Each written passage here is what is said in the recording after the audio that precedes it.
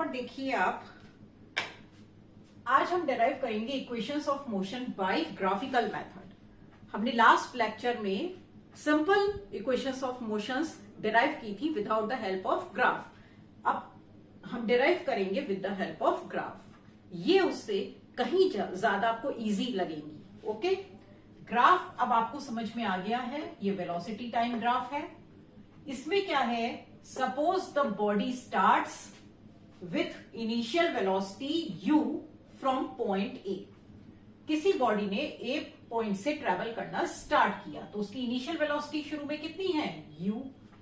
Now a body performs its velocity changes uniformly from A to B. ये uniform है graph, तो इसका मतलब क्या है, इसमें क्या है, uniform acceleration. That is there is a uniform acceleration a. Last में कहां तक पहुंचती है बॉडी, बी पॉइंट तक। And after time t it attains the final velocity v। ठीक है, टाइम टी के बाद उसकी वेलोसिटी कितनी हो जाती है, v। तो फ्रॉम द ग्राफ देखिए ओ ए, ये आपकी इनिशियल वेलोसिटी है u, and then B D, ये आपकी फाइनल वेलोसिटी है v। ओके, अब देखिए ग्राफ से, from the graph B D equals to, B D को हम क्या लिख सकते हैं, B C plus C D. B D आपका कितना है, v, बी सी आपको पता नहीं है, और सी डी आपके पास है u। मतलब सी डी और ओ ए दोनों इक्वल है। हमने ये परपेंडिकुलर्स ड्रॉप किए हैं, B D, C A and B E, ये सब परपेंडिकुलर्स हैं।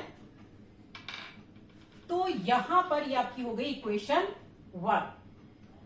अब आपको बीसी की वैल्यू कैलकुलेट करनी है। देखो एक्सिलरेशन कितना होता है, अगर हमें ग्राफ से निकालना हो तो मैंने बताया एक्सिलरेशन होता है change in velocity upon time. जहां पर डिवाइड आता है तो हम उस लाइन का क्या निकालते हैं, स्लोप। और जहां पर भी मल्टीप्लाई आता है फॉर्मूले में तो हम क्या निकालते हैं, एरिया।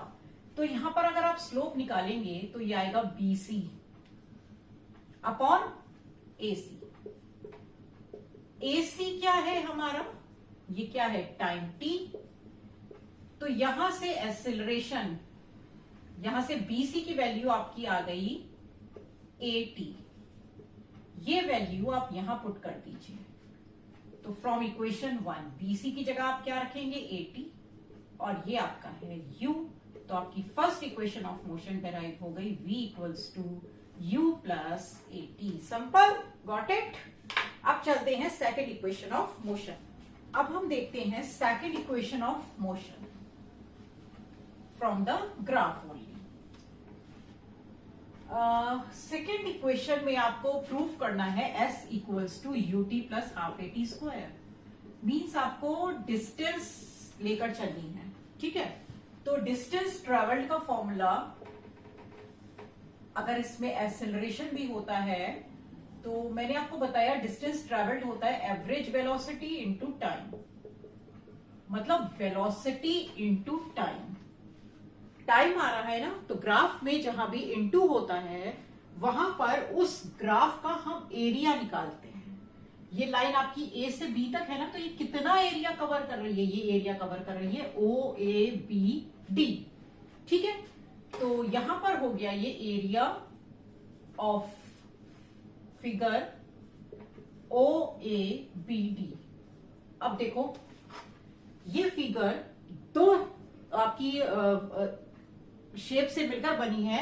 एक है आपका ट्रायंगल और एक है रेक्टेंगल। तो हम इसे लिख सकते हैं area of triangle A B C plus area of rectangle O A C D.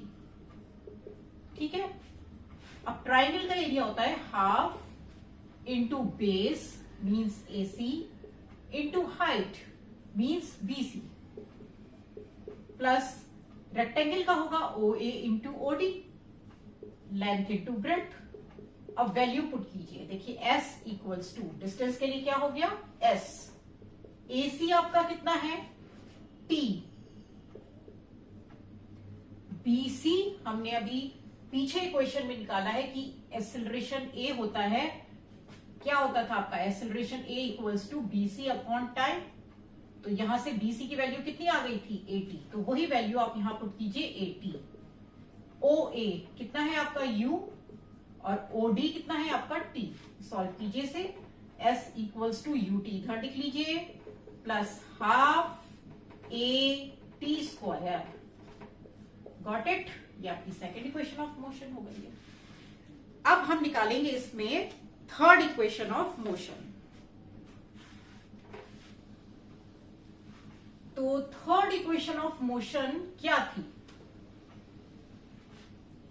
Third equation of motion में भी आपका डिस्टेंस आता है v square equals to u square plus 2as। Distance का वर्ड आता है, इसमें टाइम नहीं आता है आपका, ठीक है।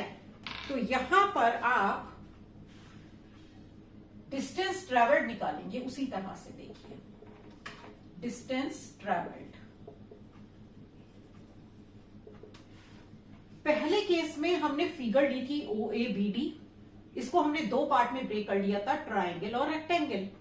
अब अगर हम पार्ट में ब्रेक नहीं करते तो ये आपकी होल फिगर ना OABD ये ट्रेपीजियम बना रही है, क्योंकि इसमें ये दोनों साइड्स क्या है पैरेलल। तो हम ये दूसरी तरह से इसका एरिया निकाल सकते हैं, area of trapezium, area of trapezium OABD। अब हम इसको ब्रेक नहीं करेंगे, तो डिस्टेंस हो गई आपकी S। ट्रेपीजियम का एरिया क्या होता है, half into sum of parallel sides. Parallel sides कितनी हो गई इसकी OA plus BD into distance between them that is AC। ये परपेंडिकुलर डिस्टेंस ही है सब। तो OA कितना है आपका U, BD आपका कितना है V और AC कितना है आपके पास T, ठीक है। अब इस इक्वेशन में आपके पास टाइम नहीं आ रहा है, T, U है, V है, S है, लेकिन टाइम नहीं है T। तो फर्स्ट इक्वेशन ऑफ मोशन से, ये आपकी फर्स्ट इक्वेशन हो गई। समझिए यहाँ पर फर्स्ट इक्वेशन ऑफ मोशन क्या होती है, V equals to U plus AT। यहां से आप टाइम कैलकुलेट कर लेंगे, टाइम कितना आ जाएगा V minus U upon A। ये टाइम आप यहां पर पुट कर दीजिए इक्वेशन नंबर 1 में। तो equation number 1 implies S equals to half U plus V into time रखिए यहां पर V minus U upon A। S equals to 1/2A, ये इधर आ गया। अब देखो ये एक फॉर्मूला होता है A plus B into A minus B, कितना होता है A square minus B square. आप जानते हैं A square minus B square क्या होता है, A plus B into A minus B. तो ये A प्लस बी है, ये A माइनस बी है, ठीक है। यहां पर हो जाएगा ये V square minus U square. 2A आपका इधर चला जाएगा, तो ये आ जाएगा 2AS equals to V square minus U square, और you can say V square equals to U square plus 2AS। This is your third equation of motion. तो ये हमने इक्वेशंस ऑफ मोशन डिराइव की graphically. Hope you have understood it, okay. If you have any doubt, then please do comment in the comment section. Keep watching, keep learning, keep practicing. Till then, bye, take care.